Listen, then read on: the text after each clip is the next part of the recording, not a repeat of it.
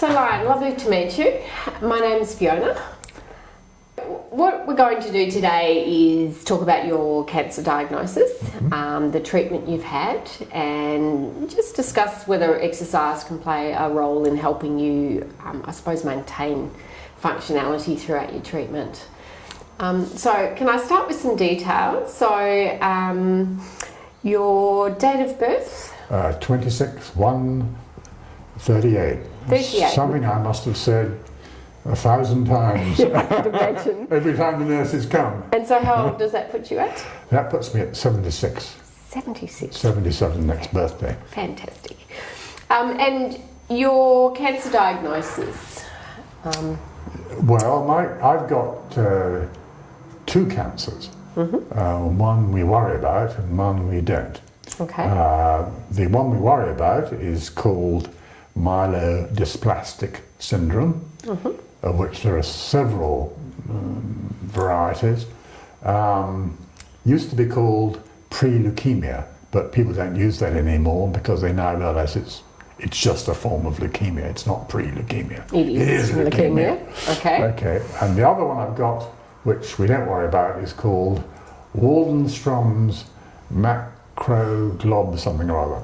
Okay. Which is long, but it's a non-Hodgkin's lymphoma, so it's quite different. It operates in the lymph system, whereas the MDS is entirely to do with your bone marrow.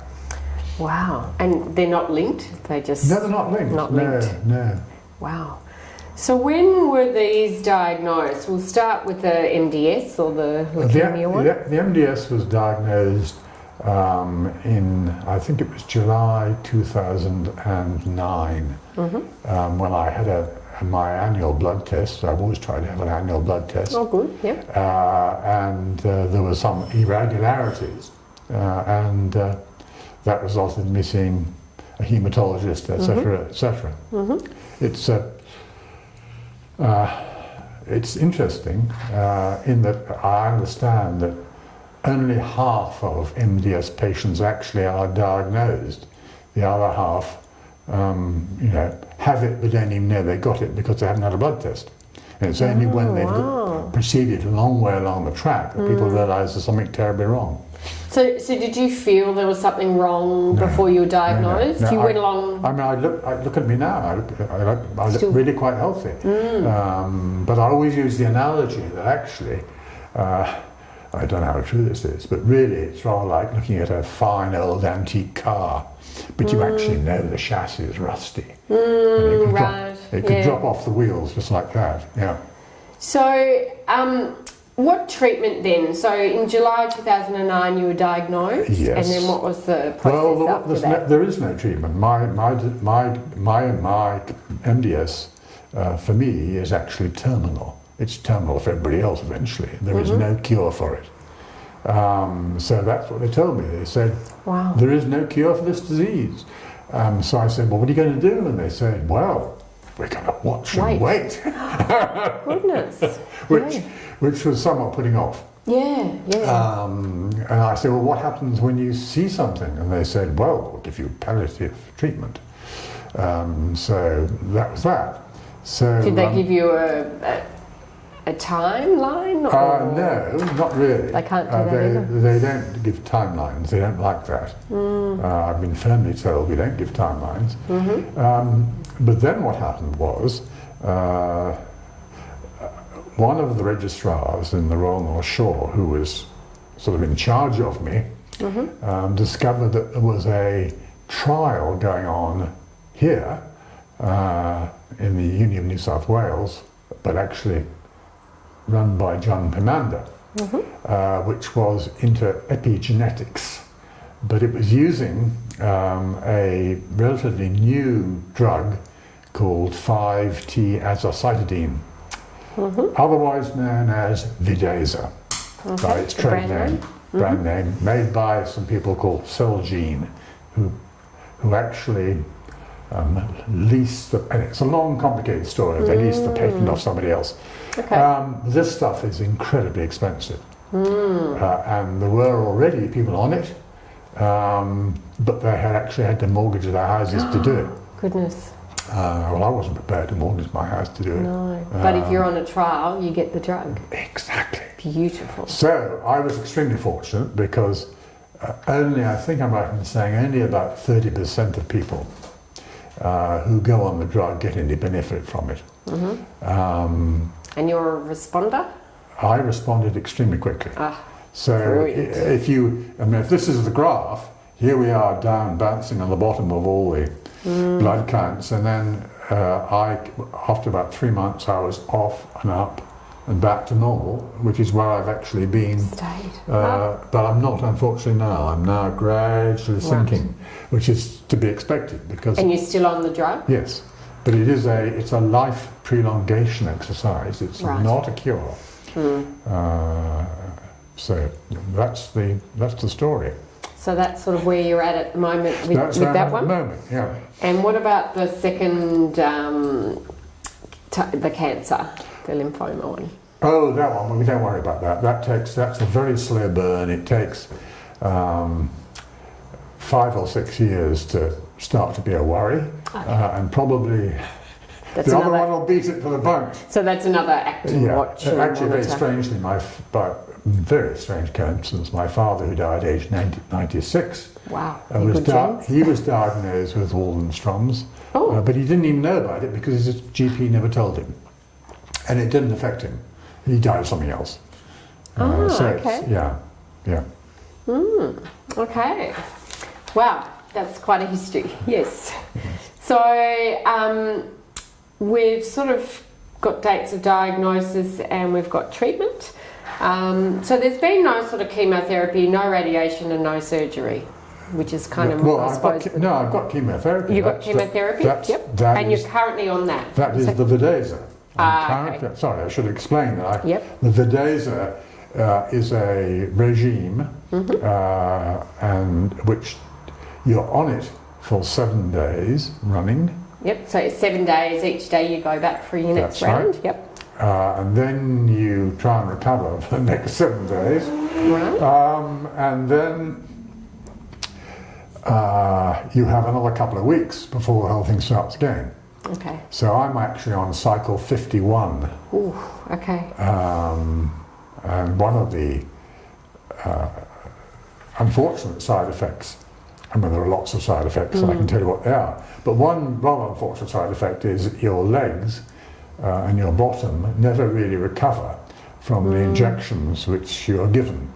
In fact, my legs would not be a pleasant sight, and I don't propose to take my dacks off to show you. So quite bruised and they're very well bruised, worn. and they never really get better because of the period they're actually repunctured, comes up quite quickly. But it's a very small price to pay. Yes. Does it hurt sort of when you walk or when you... Yes. When I have discovered that taking exercise until the last week of the cycle before I start the new lot of chemo is the best thing to do. I wait until then. Okay. I don't take furious exercise because you find the tops of your thighs, although they're not injecting it in the muscles, are still very sore. Right. Okay. We needn't go into the complications of where you should inject it because I've been through this. I've had over 600 injections, I think, now. And they're big injections done subcutaneously, which the nurses hate doing. But they're getting better at them now. Yeah. Goodness. Okay. So are there any other side effects besides the quite painful legs? Yeah, I mean, the thing that really is perhaps the most wearisome is the fact that in spite of stuff like Zofran and Pramine, the two anti-nausea drugs, you still do feel very nauseous. Yes. And I Okay. still keep a green bucket by my bed because And that's for the 7 days on it or even beyond that? No, so probably the first fortnight you can suddenly decide to throw up. Right. I don't know why that is, it just happens that way. So yeah, it's that. You also get, I'll just have a glass of water. Please do. You also get incredibly tired. Now, this doesn't happen until tomorrow or the next day, because I'm now on the second. Today is the second day of a cycle. Okay. So I'm fine today. So I had a jab yesterday. Yep. But after I have the jab this afternoon, or 2 jabs this afternoon, I shall start to feel very tired. Okay. And towards the end of the week, it's rather like you're walking through treacle. Everything starts to be an effort and a struggle. Right. Yet, and then 3 weeks later, you're dancing around like a young lamb. Fantastic. So by the end of these 7 days, you're going to be feeling somewhat rooted. Yes. And then, so you'd sort of then take life pretty easy for that week, and then you'd feel a little more human the week later, and then... And so on, yeah. What I actually do is I divide my life into 2 halves, basically. I say to my family and friends, don't even talk to me in the first 2 weeks, okay? Right. That just schedule the second 2 weeks. So everything I ever do takes place in the second 2 weeks. And that's how you manage it. I very quickly discovered after the first year that was the only way to go. Right. So in those 2 weeks where you're sort of quite low, do you get out and try and walk or do anything, or you just kind of... Oh, I tend to veg during the treatment week. The next week I try to get out a bit. Great, okay. And then weeks 3 and 4 you probably... Yeah, I get out much more, yes. Okay. Yeah. So how long are these cycles then? So if we were looking at your treatment and your post, 4 weeks? It's a 28-day cycle. 20-day, yeah. 28. Okay. 28 days? Yes. Okay. So any other symptoms like neuropathy, any sort of nerve sensations? Yes. Neuropathy, I've got neuropathy. Okay, and where is that? Hands, feet? A little bit in the hands, a little bit in the feet, not very serious. But I have a comorbidity, I have diabetes. Okay, we'll get to those, which is going to... which is going to accentuate that. Yes, exactly. So with the neuropathy, what does it feel like? Just so my students can get a sensation of what it feels like for you to have... Oh, you're not... it's actually very interesting. You tend to do silly things like burning yourself on kettles. Because you can't feel... Because you can't feel the onset of the heat. I actually have now shrouded my kettle in... I cut up an old wetsuit. And shrouded the kettle in wetsuit material so that I can't burn myself. Oh gosh, okay. Is it painful at all?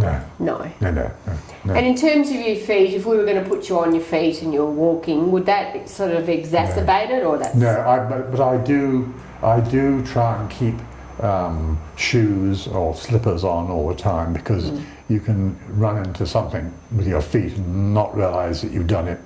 Oh, wow. If you know what I mean. Yeah. What about balance? Are you good on your feet without that sensation? My balance is actually not nearly as good as it used to be. Okay. And potentially something we could work on? Yes, it'd be a good thing to work on, actually. Okay, fantastic. In fact, as a complete aside, which is meaningless to the students, but my father actually, his problems all started at age 96 when he fell over putting his trousers on, which I thought was amazing, but now I now realise it's entirely possible. Yes, yeah, and that's kind of what we want to do, is stop you falling over, and that's when the issues happen. So it sounds like there's a few comorbidities that sort of go along. There are lots of them, but they're really pale by significance. Do you want to hear what they are? Yeah, just so that they can, the students can look at you at complete package and complete package. Yeah, you know, now so you've got diabetes. Yes, that's diabetes 2. I don't know type 2? I don't know how I got it, because I'm not overweight, you know, I do take quite a lot of exercise, or I used to take quite a lot of exercise. So how long have you had the type 2 diabetes? About since 2007, I think it was. 2007? Yeah. And so what sort of comes with your diabetes? Do you also have high cholesterol or any troubles with your heart? I used to have high cholesterol, but I've been on a massive dose of Lipitor, which is a statin, 80 milligrams, and that's completely under control. Fantastic. Blood pressure? hypertension? Blood pressure is, I take pills for hypertension, but I mean, yesterday my blood pressure was 120/72 when it was taken in the Royal North Shore, so that's under control. Yeah, so all of these very things well, but they're all controlled by medication. I mean, you've probably noticed I do this coughing thing all the time. Well, that's because I've got what I call GORD, you may call GERD. I don't know the Americans call it one thing, the Commonwealth countries call it another. What's it called? It's a gastroesophageal something reflex disorder. Okay. And is that separate, or that's... That's separate. That simply means you bring up acid from your tummy. Yeah, and it burns. Ooh, and therefore it actually mucks up your throat. So when I speak for long periods of time like this, you get quite... I have to have lots of glasses of water to sort of dampen the reflex down. Wow, okay. But I take pills for it. And that helps the sort of reflux? Well, it reduces the acid. Probably doesn't help the digestion. Okay, so what else we got? Any problems with the heart? Well, yes, I do have. I have a slightly leaky valve, mitral valve, which gets watched annually with an ultrasound. It's obviously getting larger, and that's genetic because my father had exactly the same thing. Ah, okay. And does that, when you do, say, walk up a flight of stairs or something, does your heart race, or is there any breathlessness linked in with that? No. What's much more worrying is atrial fibrillation, which I also have. Oh, okay. And that's, of course, also controlled by pills. Was that sort of linked to the cancer treatment, or that was separate? No, I've had that since 2000. Okay. In fact, I got it in America. That's when it was diagnosed. Yes, yeah. And so that's a racy heart, and can you feel it? Well, I had atrial flutter and atrial fibrillation. The atrial flutter can be solved, and it was, by electro surgery, sticking a thing into you and going up to your heart and cutting a certain nerve. That worked fine. So it would stop the message, yeah? Well, because the flutter and fibrillation are different. But the fibrillation in those days, they couldn't actually cure. There were various really brutal ways of curing it, one of which was to open somebody's chest and then just with a scalpel slash all the across the chambers in the hope that you might cut the offending nerve system. And stop it firing. So, yeah, exactly. But that usually killed people, so they don't do that anymore. But there is apparently a new operation, but I won't go in for that because I have to be very careful about what I'm operated on because I'm very susceptible to infection. So I've still got atrial fibrillation, and that comes exactly like that. Your heart races extremely fast, and you can't breathe because the blood is being pumped so fast, and it's really happening. So if we were to exercise, you would keep it fairly mild? I think we would try to do that, yes. Yeah. Okay. In case we had an event, to the speed, which we don't want an event. No, we actually want to help you, not make anything That's right, yeah. So what else have I got here? I've got a para-umbilical hernia, if you know what that is. I know what a hernia is. I've had an umbilical hernia. Well, is that close? A para-umbilical, it's very close, it's just there. So if I do sit-ups and things, avoid the strain. So that's... It sort of pops. It pops out, a funny ridge comes up. Yes, I remember that. Okay, well there we are. I got mine post-pregnancies and it popped out, and yes, we had to pop it back in surgically because I was sort of at an age where I could. Yeah, and I should actually have that fixed because it's very simple apparently, but again, everybody runs away saying, no, don't do anything. Even my dentist doesn't really want to do anything that involves possible bleeding and blood because of the dangers of infection. So how is your core? Have you then avoided sort of anything to do with your core because, all strain through the core and all those sorts of things? Yes, I have avoided that. And in fact, as I was appalled the other day to discover that my upper body strength is absolutely gone. I mean, because it's not really relevant, but I mean, I'm a person who started off my life as a professional soldier. So I was extremely fit. And I've always tried to stay fit. So the fact that I can't do things, the fact that my 47-year-old daughter can go up to my fridge, which I can't move, and she can go and move it and pick it up. Gosh. Well, she can actually pull herself up on bars, which is very difficult for women apparently. Yes, it is. But she's extraordinarily strong. That's really a bit disgraceful. I should be able to move my own fridge. Well, yes, but yes, yeah. So when was the hernia? Was that all? This was all pre as well. Yes, yeah, that's all. Was it an event that triggered it? Or No, I didn't even know it? I had it until a doctor said, "You've got a paraumbilical hernia." I knew there was something there, but I never really. I thought it was quite normal, actually. Okay. But I sort of hear, strength would be a good thing to focus on, but if we could not strain through that region, which is possible. Yeah. It will be a challenge. I did get some little weights. They're only 1 kilo ones. But frankly, it's rather boring. Yeah, we could probably do a little bit better than that, yes. But, okay, so that's quite a medical history. Have we covered everything else? Joints are reasonable? Or well, one of the problems with the Vidasa for the MDS is that you also get achy joints. Okay. So I got achy joints at the moment, but those achy joints will go away in a couple of weeks. As the treatment sort of subsides. The poison wears off, yes. So I think what I'm hearing though anyway is that during treatment in the weeks sort of 1 and 2, we probably wouldn't want to be doing too much anyway. No, you'd be that first week sounds motivating me would be very difficult. No, I think that first week we let you veg. The second week maybe if you can just get out and have a walk, That's just right. feel Yes. alive.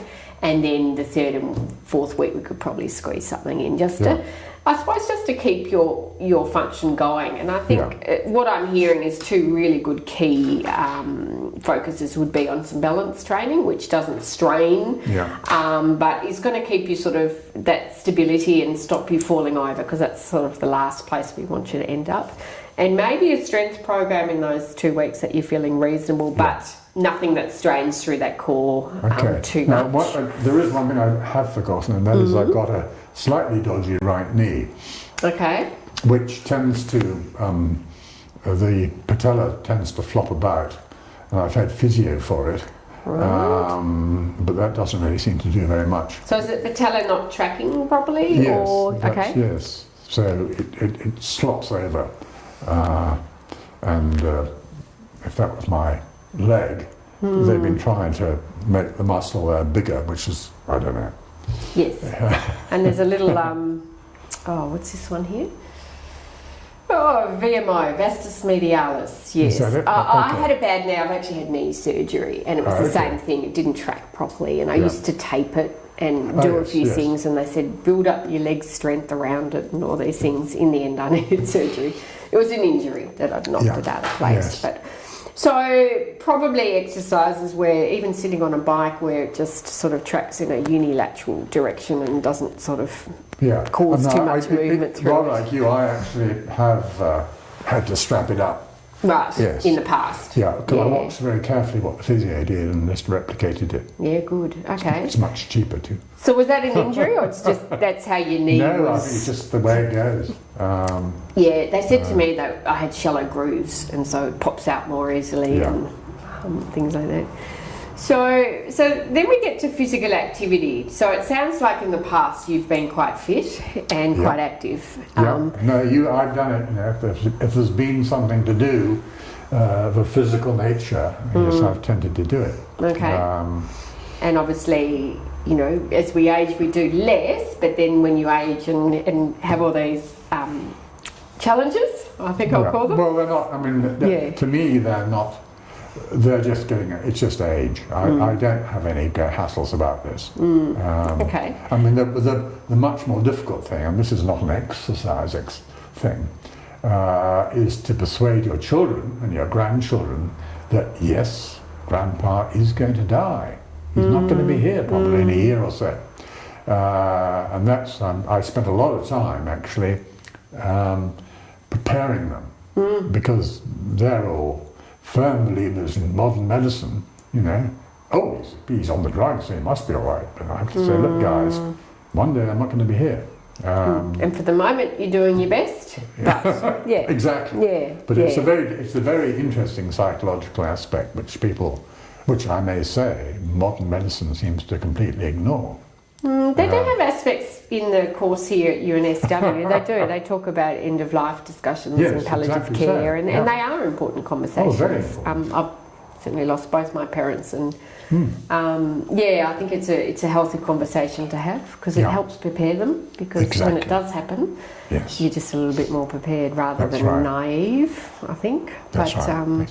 But then there's a balance, you know, those that want the false hope, and I think it's good to get it in perspective. Maybe. Yes, I particularly object to false hope. Well, one thing I've learned from my medical colleagues up the road that they won't do that for people. My clients want that from the medical oncologist, telling me everything's going to be all right and tell me. It's like, I can't do that. No, that's right. And if you have a good couple of years, great. But I'm not going to guarantee that. I'm not going to promise that. No, that's so right, actually. So you just want to live every day as best you can. As best you can, the way you want to. I have discovered, though, and this is not really exercise related, that one gets pretty cruel over time spent on useless people or useless things. So I found myself getting much stricter. You know, and if I meet a can I say dickhead? You just did. Then I don't give him or her the time of day. And there are certain people, have to. And there's certain people that just drain you of energy. And, that's right. Yes. Energy drainers definitely don't even appear any longer. They did in the past when I was very polite. Yeah, no, it sounds like you've got a good approach. You've got some grandkids and okay, so what we're going to do now with this information is present it to my students, and they're going to try and look at a little sort of rehabby exercise program that would be suitable for you, just to assist you through treatment, and very much focused on that 28-day cycle where it's kind of maybe that mode of veg, maybe just getting up and about, and then maybe trying to do a bit more and getting the heart rate up within reason. Maybe some little bit of strength and balance work, but we're not going to be too silly about it because again there's challenges there that we'll work around. And just see if through the remaining treatment we can keep you going a bit longer and a bit stronger. And well, I'm very lucky. I'm extremely lucky. I mean, I live in a nice unit on the ground floor. I have my own little garden. I have my eldest daughter living 645 metres away. Oh, fantastic. And is she the one with the grandkids? No, strangely enough, no. The grandkids are all with other ones. Okay. In Sydney? In Sydney. They're all close. I mean, I see them all. I see them all the time. Actually, one of the snags you have with this is you have to watch out whether these smaller grandkids are not picked up something from the school, because you're kids, on the pick-up duty, are you? Or no. Picking up some flu or cold or whatever. Ah, gotcha. So they have to be back there, unfortunately. Poor things are banned if they are unwell. We do that with our students. They're not allowed up to the hospital if they're unwell. They don't go to placement, which... Same things, to class, they're happy to come to class. We're all reasonably fit and well, but up to the hospital we tell them not to go, so... Well, Lyon, thank you very much for sharing your story and proposing some challenges to us. And I'll certainly get back to you at what they propose. Okay, that's nice. Thank you very much. Not at all.